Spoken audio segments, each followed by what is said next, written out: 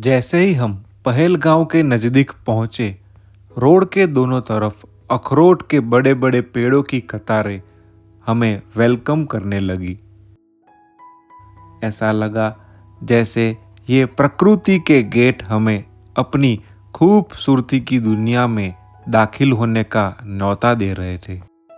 और फाइनली जिसे भारत का स्विट्जरलैंड कहा जाता है, उस पहलगांव में पोपट फैमिली ने एंट्री कर ली है। पहलगांव ने हमारा स्वागत अपनी खूबसूरत लीडर नदी के मंत्र मुग्ध कर देने वाले नज़ारों से किया। अचानक हमारी आंखों के सामने एक जादुई नज़ारा खुल गया। नीली हरी क्रिस्टल जैसी साफ लीडर नदी मानो प्रकृति ने खुद अपने हाथों से इस खूबसूरत पेंटिंग को बनाया हो।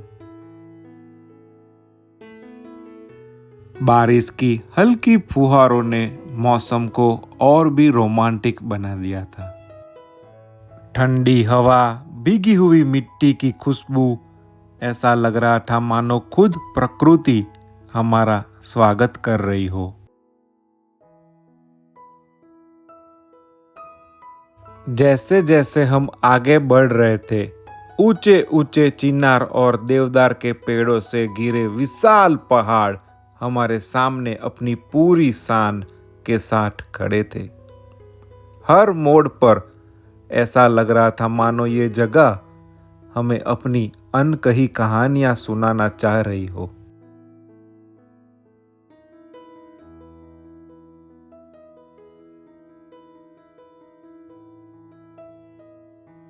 ऐसा लग रहा था मानो ये पहाड़ जैसे आसमां को छूने की कोशिश कर रहे हो।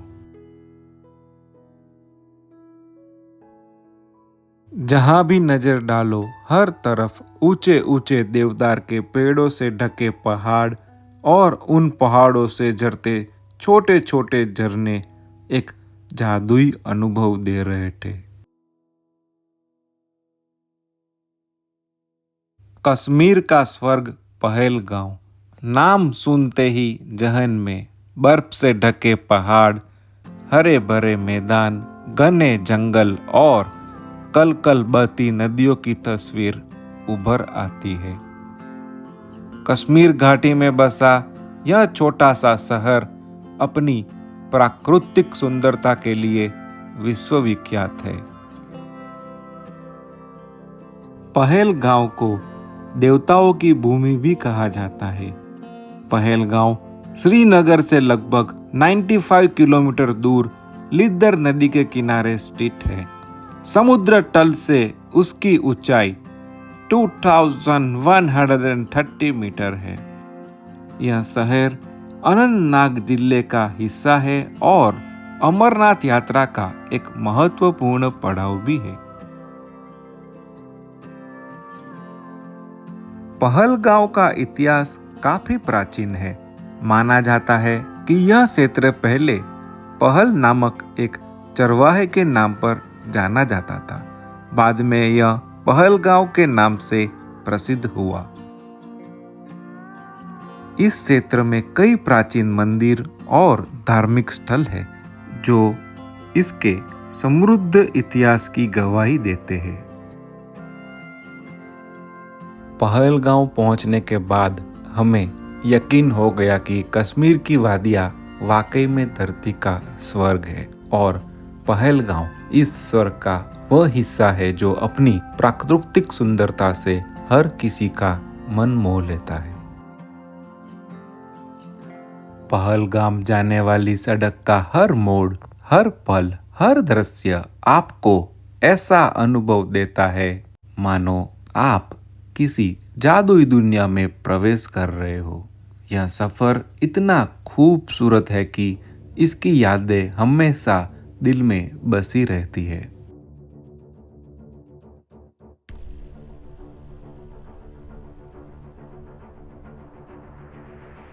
हरे भरे मैदान, घने जंगल और बर्फ से ढके पहाड़ पहलगांव को एक सुरम्य स्थल बनाते हैं। यहाँ कई सारी बॉलीवुड फिल्मों की शूटिंग हुई है जिससे पहलगांव की लोकप्रियता और बढ़ गई है। पूरे रास्ते लीडर नदी पहलगांव की खूबसूरती में चार चांद लगा रही थी।